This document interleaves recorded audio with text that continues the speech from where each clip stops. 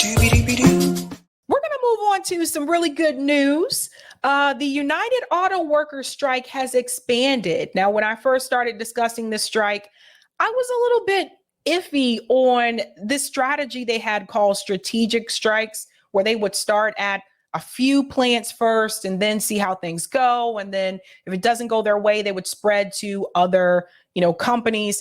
I was iffy on that. I didn't know if that would work. And I honestly thought it would have been better just to strike at all of those facilities and have everyone walk out.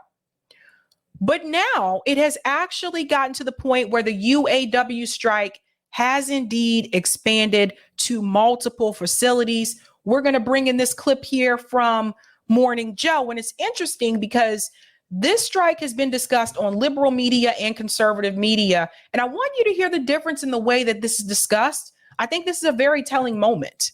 Let's go ahead and get into this clip here. Shout out to Case Study QB for doing the damn thing. We have an update now on another major labor dispute. The United Auto Workers Union has expanded its strike against two of Detroit's big three car makers. Employees at 38 parts distribution centers for General Motors and Stellantis walked off the job on Friday. That's about 5,600 workers. I'm going to pause here. You notice this article says skips Ford. Yeah, for some reason, they're not implementing a strike at Ford. I think it's because maybe Ford may be trying to work out some type of agreement. I'm not, 100% sure, but just FYI. On top of the nearly 13,000 who hit the picket lines at 3 assembly plants over a week ago. The union spared Ford in the expanded strike, saying the automaker is, quote, serious about reaching a deal. That's interesting. The UAW is demanding a 40% wage increase over 4 years, along with shorter work weeks and better retirement benefits. It's not clear exactly what Ford is offering, but the union says some of its demands are being met. Ford echoed that sentiment, adding there are still, quote, significant gaps to close. We will be following that, and President Biden will be joining the striking auto workers on the picket lines tomorrow. It's interesting. And don't even, let me say something. Some people have been cheering on the fact that Biden's going to be there. I think every presidential candidate should be present at these strikes. But how much you want to bet Biden is there to push some type of deal to go through? Biden is there to back the employer, not necessarily the employees. That's what I'd question. Mehdi Hassan, who was on Friday and was talking about the need for him to get out there before Donald Trump got out there. I think they were thinking the same thing. Biden posted on X that he will travel to Michigan in a show of solidarity, writing, quote, it's time for a win-win agreement that keeps American auto manufacturing thriving with well-paid UAW jobs. Donald Trump is claiming Biden is only making the trip because of him. The Republican frontrunner announced last week he will visit Detroit on Wednesday, skipping the second primary debate. Okay, do we believe that? Or do you think he just wants to miss the debate because he's scared to debate? Well, that's actually not a bright question there from Mika, because remember, Donald Trump missed the last debate. He said he wouldn't go and he was going to do the Tucker Carlson interview. So he did that instead. I don't see why he would lie about missing this one. And let's also remember that Donald Trump was present to meet and talk to people in East Palestine, Ohio. Joe Biden, the current sitting president, has yet to visit the people in East Palestine, Ohio. So I don't know why Misha made that point other than to continue the partisan politics of MSNBC, just like all these other networks do. But that probably wasn't a good point to make there. He keeps going up. He misses debates. He goes up 10 points among Republicans. So. Coming up on Morning Joe for the first time. And I don't even like Donald Trump, but the thing is this: Donald Trump announced that he was going to Michigan to be with the auto workers first. And then, of course, there was this push for Joe Biden to do so. Donald Trump announced he was going. Cornel West announced that he was going. Joe Biden didn't announce that he was going to be with the auto workers until after the third party presidential candidate announced that they were going there. So Joe Biden was late to the table in reference to this. Now, I want to get into this clip here from Fox Business because they're talking about the strike as well. Like everybody's talking about it. From Case Study QB, it says Fox Business discussing the UAW strike. And it says they have 75% support, which is almost unheard of these days. This is a battle. This is a war. Let's get into this. All right. One UAW spokesman's private messages are raising concerns among Detroit 3 executives that the union hasn't been bargaining in good faith. In one message, Jonah Furman, a top aide to UAW President Shawn Fain, wrote this, quote, "If we can keep them wounded for months, they don't know what to do. This is recurring reputations damage and operation chaos." And another, he writes, quote, "The beauty is we've laid it all out in public and they're still helpless to stop it." Well, joining us now is Making Money host Charles Payne. Charles, so glad to have you on set with us to digest this developing news. So as we just heard Jeff Block explaining to us, you know, the strike is now expanding. We're at 38 parts and distribution centers across 20 states. I was reading some reporting that this is really going to impact dealerships and their ability to repair cars for people that own these makes and models. I want to get your thoughts.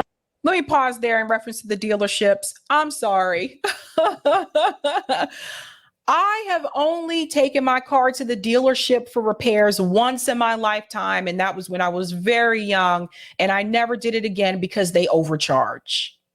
I took my car to the dealership to get a light bulb replaced. So the headlight went out. And apparently, this is back when I had a Grand Am. You guys remember Grand Ams? Remember those little guys? Apparently, the way the Grand Am was designed, they actually had to purchase the piece that holds the bulb in place, which they did not have on site. So they had to send in an order for that. So that costs more money. Plus, you have to pay for the labor. I ended up paying $350 just for them to replace a light bulb. Never went back to the dealership for any type of auto work again. I go to the mom and pop mechanics, the real deal people who are not going to overcharge me for parts that I can just pick up right from freaking AutoZone. The ones that actually get to know you as an individual and are not just trying to make a lot of money. And I would say most of you probably don't take your car to the dealership to get it repaired. I think there are some cars that you do have to take in. My mom had a Volkswagen one time, and she doesn't have any more, but she had a Volkswagen one time, and that car had a lot of problems. And every time there was an issue, they were like, you have to bring it back to us, the dealer. Anyway, mom's got rid of the car. She doesn't have that problem anymore with the newer car. But the thing is this. The excuse that she just gave there is like, people aren't going to be able to take their car to the dealership to get repairs. Are you serious? Are you serious? Come on, man. You know how many by the way, if you want to start a business in Massachusetts, one that is doing very well and is very profitable, these auto shops in Massachusetts, by the way, they're everywhere. Everywhere. You can start you an auto shop. You can start a lawn care business, or you can start a roofing business. Those do really well here. Really well. Thoughts on this? Do you think that the union, if they have any support among the public, do they risk losing that with these private messages being leaked now, you know, spilling over into impacting local businesses? By the way, they do have a support. According to Pew, they have 75% support, which is almost unheard of these days. And the main thing is, and I think almost everyone watching has the same issue. Their pay hasn't kept up with inflation. I mean, they really are hurting. You know, and tactics, I don't know how many people are going to get upset about tactics to try to win. So this is a battle. This is a war. This is the last time the UAW will have a chance to fight for wage increases. Once they force all of us into EVs, it takes so little effort to make a car, EV car, than it does an internal combustion engine car.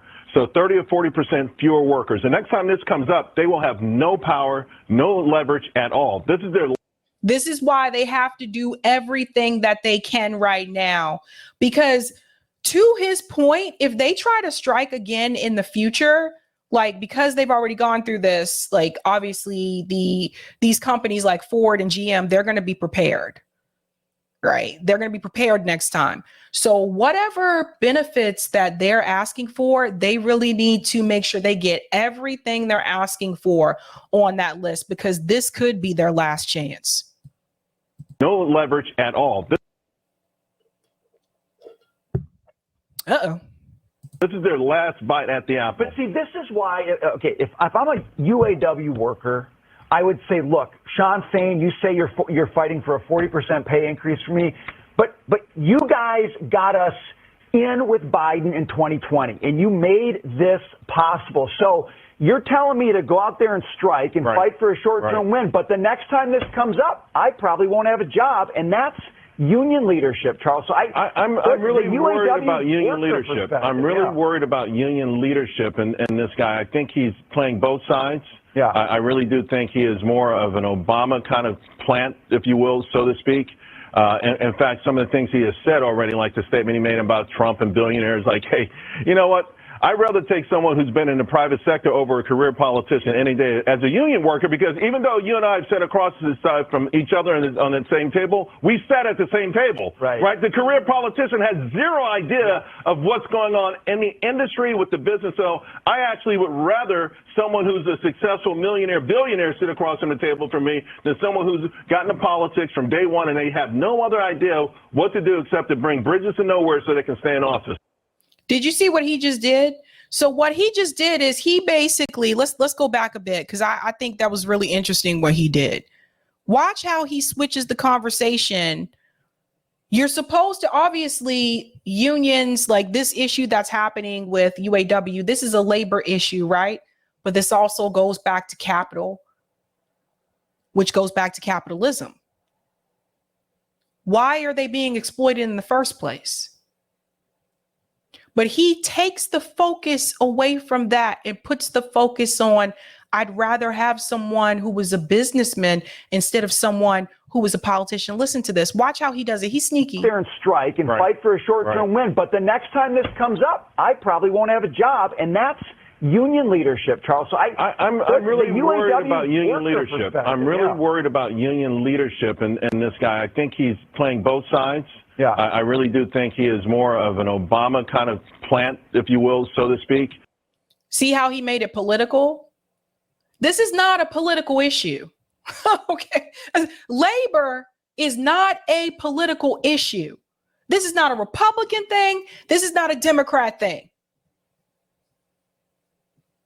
Everyone should be able to receive proper benefits, etc., for their labor, regardless of who the president is. Forget Barack Obama. And I have many criticisms of Barack Obama, but he's not in this one, bud. Okay. So just push Obama to the side on this one, because this is not about him. When it's time to go there, trust, I'll go there, but this ain't the moment. This is about labor. This is about capitalism, and this is about exploitation. But he is making it political so that you don't focus on that piece and you're focused on right versus left. Watch him. In fact, some of the things he has said already, like the statement he made about Trump and billionaires, like, hey, you know what? I'd rather take someone who's been in the private sector over a career politician any day as a union worker, because even. So he said something about Trump and billionaires and et cetera. See how he had to try to go ahead and shut that down? Because he don't want you to talk about the class issue. He don't want to focus on the top 0.01%. He doesn't want to focus on capital. Because see, when you go there, then you got to call out capitalism. And they don't want to do that. So he makes it political. He goes on to say, well, I'd rather have someone like Trump, who's a businessman, sitting there at the table with me than someone who's a career politician. They're both corrupt. So he goes on to purposely not address the real issue. Even though you and I have sat across the side from each other on the same table, we sat at the same table, right? The career politician has zero idea of what's going on in the industry with the business. So I actually would. The career politician has absolutely no idea what's going on in the industry. But I'll push back and say this. The businessman that you want to sit at the table with, that you trust so much, Charles, has every idea of what's going on in the industry, and he's approved it.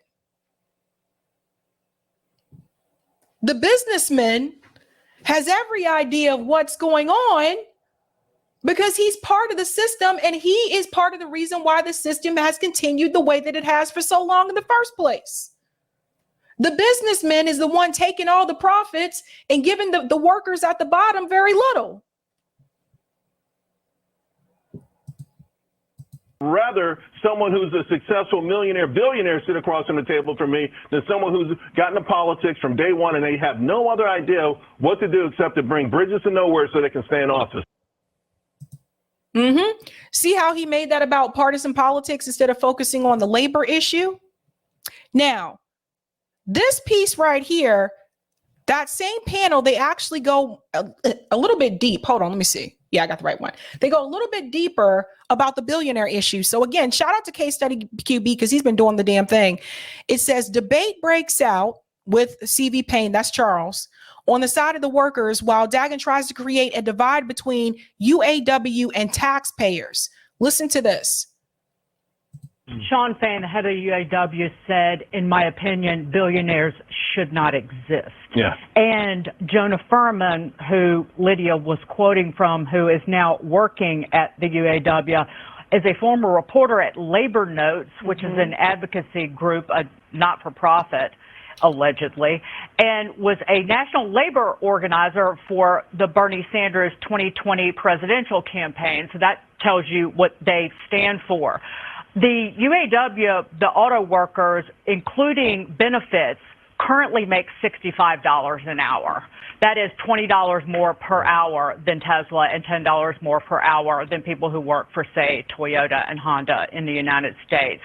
Sean Fain's original offer to the Detroit Three would have put them, including benefits, at $150 an hour. And Charles, I just want to remind in terms of... Pause. See, this is what they like to do. By the way, my former employers used to do this as well. When they, like, for example, when I was hired at MIT, they give you this folder, right? This is years ago. They give this folder and they say, here's your total compensation package. And so if you look at the compensation package, it says your compensation is like $70,000 a year. By the way, I never made that, just FYI. But that's because they're including your health insurance, your dental insurance, the vacation time that you get. They lump all that together to make it seem like, hey, look at the really great deal we're offering you. But compensation package and your hourly wage is not the same thing. So you see what she just did? She tried to lump all that in. She was like, when you include the benefits, the compensation is actually, no. First of all, everybody should have health care. Everyone should have dental care. Everyone should have paid time off. Everyone should have family leave. Stop adding this in as a part of some type of compensation package when that's something that everyone, especially if you are a worker, should have in this country. That does not tell people what your actual salary is.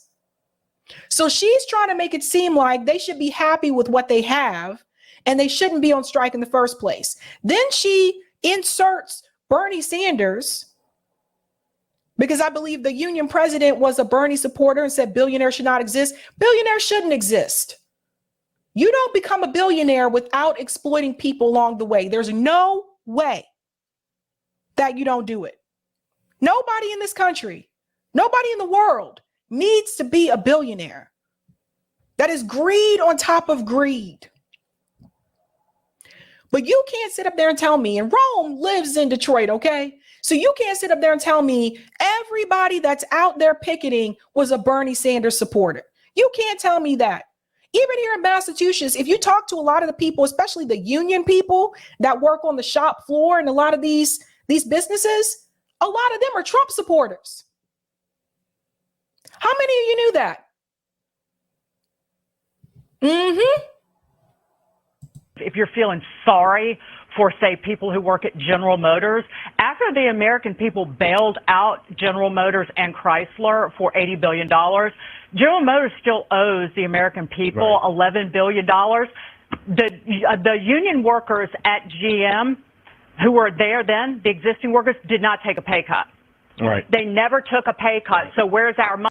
Should they take a pay cut? Do you see what she's doing? So now she's saying that the American people should be paid or should be refunded for the bailout that GM received. I think it was Obama that did that bailout for GM, right? So she's saying the American people, we should receive some type of refund.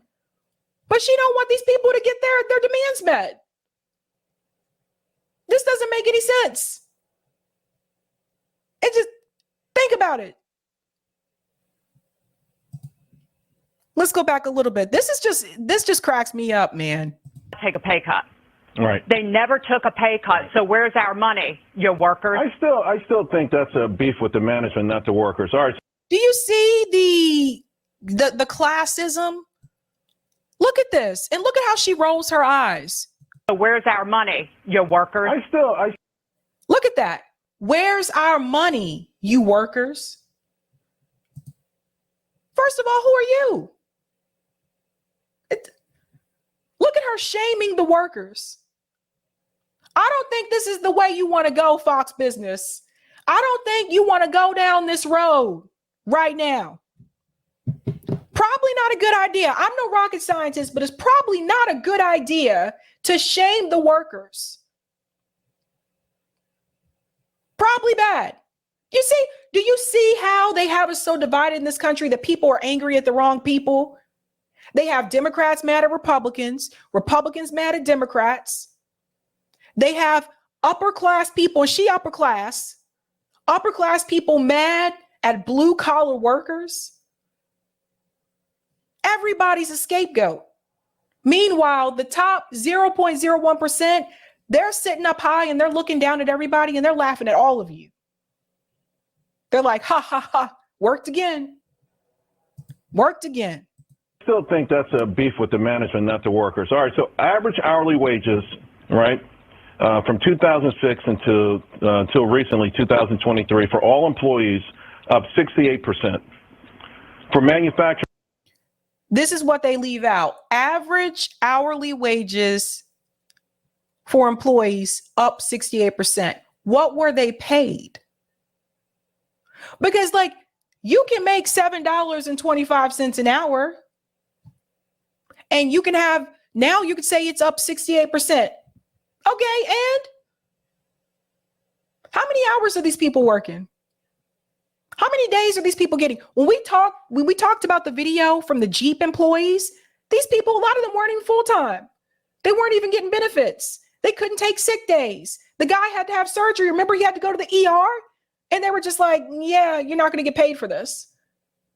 See, these are the things they leave out. Employees up 57%. For motor vehicle and parts manufacturing employees up only 38%. They have gotten the shaft. They have really gotten the shaft. By the way, adjusted for inflation, it's down. It's down between 10 to 20% adjusted for inflation. I get it. You know, I'm not a union guy, but in this particular case, I think the workers need to be separated from management. Why? I'm not a union guy. The workers need to be separated from management. Why?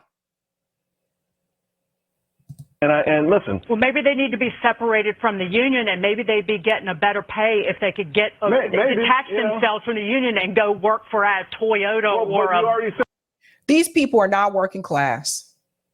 These people, have any of these people on this panel ever worked a blue collar job? Do they even know how this works? Because I have. So I know how it works.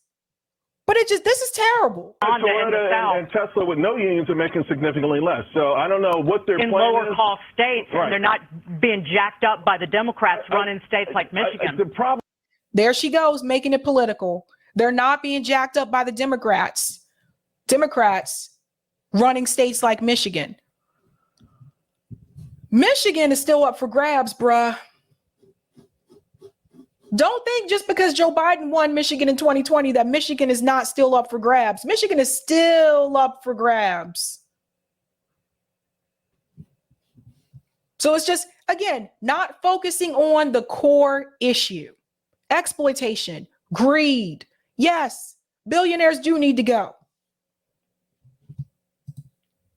Here is, in my mind, I think the Republicans are making a big mistake by not getting involved in this because you made some great points, right? This leadership has gotten in bed with Biden and the Biden climate agenda, which is 100% anti-worker, which is, by the way, why we're dealing with 40-year high inflation to begin with. And so in my mind, if I'm running for president, I go talk to the rank and file workers. Out of the 143,000, 144,000, I go talk to 144,090 of them and say, listen, guys, you've gotten the shaft, and I want to help you. You've made your bed with the wrong people. Right. Time to rethink that. Okay, we got to move on. I love this debate, but we got to talk about something else you're paying more for. This is not a partisan issue, and I say this because this has happened under Republican presidents, under Democrat presidents. This has happened. People have been striking since before I was born. But they made it that way. They made it that way so you're not focused on the real thing. Now, in Burton, Michigan, at one of the distribution centers, they're actually bringing in replacement workers. Now, this is from Luis. Listen to this. Auto workers holding the line as replacement workers attempt to enter Burton, Michigan, the distribution center. There are about 100 scabs that GM hired at $14 an hour. So all that bragging about how much people are making on Fox Business, they're only willing to pay these people $14 an hour. The fight was for $15, and now it should be much higher if you adjust for inflation. But here's the line of cars here.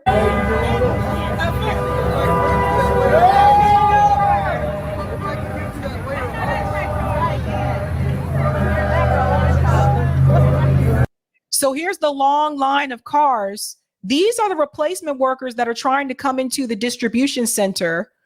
As they say replacement workers, it reminds me of that movie. Do you guys ever see that movie called The Replacements? It was based on like the NFL strike, and Keanu Reeves and a bunch of other people came and played football. Anyway, that's kind of what it reminds me of. But the strikers are holding firm here, and they're like, nah, you're not supposed to be a scab and cut the line.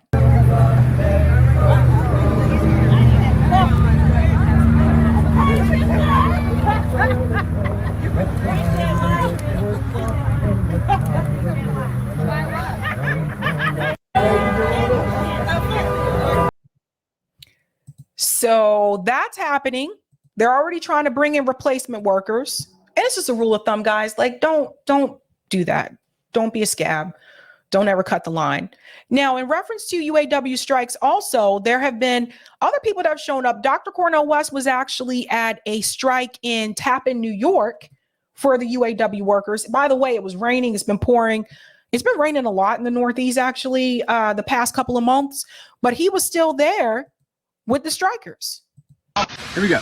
I want to say how blessed and honored I am to stand with my brothers and sisters of all colors here at UAW. Because it's all about fighting corporate greed, it's all about defending human dignity, and it's all about affirming solidarity. Because without solidarity, we'll be unable to meet the challenge of those at the top.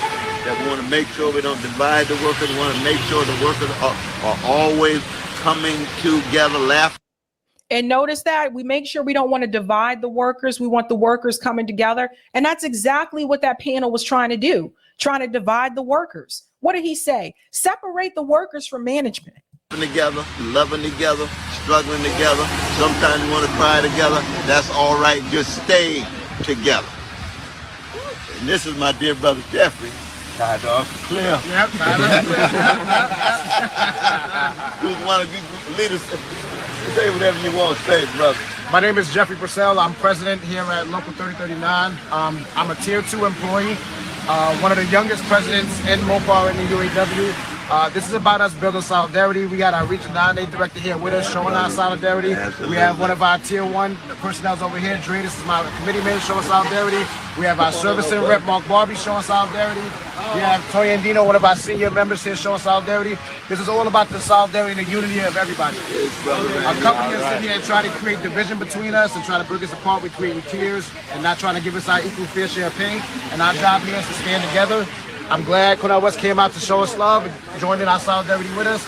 And we're here to fight for the long run. You know, we're going to do what we have to do to make sure we get what we deserve. So, as you see, it's been raining for the last 3 days.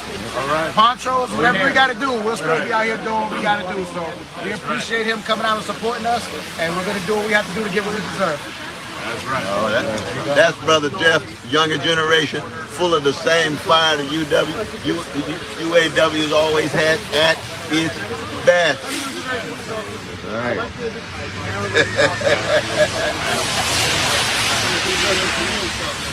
So that was in Tappan, New York, right? So these strikes are happening in different places, not just in Detroit. So interesting to see, and I hope that they get all of their demands met, not some of them. I hope they don't cave like some of the other union strikes have this past year. I feel like they caved and just kind of accepted what was given to them or offered towards them instead of holding firm on their demands. So hopefully they do that. And I wish them all the best. All the best. I'm gonna go to some of the comments here. Anthony said, still only 10% workforce actually striking. Thank you for letting us know, Anthony. Anthony's up there in Detroit, so he knows what's up. Vincent says, I think Ford has settled in Canada. Haven't looked lately. Thank you, Black Thoughts. Glenn Lowry, ma'am. He's a fave along with you. Oh, yeah, that's right. That's right. I have to check. I'm a really busy Black Thoughts. I'm sorry. Thank you, Roger Meadows. No Trump, no Sab. Biden is there because of Wes. Forget that last one I sent before you said it. Oh, okay. Thank you, David. Hear that SAG-AFTRA strike against game companies. I did not hear about that. I'll have to check on that as well. Thank you, Laugh. French military bases in Africa ensure mining money. U.S. is in Syria to thieve Syrian oil. 800 plus U.S. military bases in the world are a thieving operation. Thank you, a kid. AOC, Biden, 100% hypocritical, showing up for clout chasing. Tesla workers need to unionize, are short-sighted. Older workers understand importance of unions. Yeah, I believe, if I'm not mistaken, I thought the employees at Tesla did try to do that, and Elon said no. Shout out to RND, who's been a member for 5 months. People in territories of Western countries should be able to travel to those countries freely without visas, or the imperialists need to kick rocks. Lou said, adjusted for inflation, $15 minimum wage, I'm assuming he means 5 years ago, was $30 today. And thank you for this as well, Black Thought. Sabby, don't avoid the scabs crossing the border. We do not have an immigration story tonight. I'm not calling them scabs. But I do have a story about the Venezuelan migrants and a work permit. I'm actually trying to see if I can get someone to come on for that one, because the person who sent it to me knows a lot more about it than I do. Let's go ahead and bring up the comment on Rockfin. Thank you for the tip, Roger. Sab, if you think you see a lot of mom and pop car shops now, peep this. The National Highway and Safety Admin says Massachusetts can go ahead with their right to repair law, which will allow drivers to take their cars to more repair shops instead of just dealers who used to have exclusive access to some repair data. Ah, that's right. I forgot about that right to repair law. This law will bring down cost of repairs with added competition from smaller shops. Well said, Roger. I forgot about right to repair, man. Oh, man, that was a big one.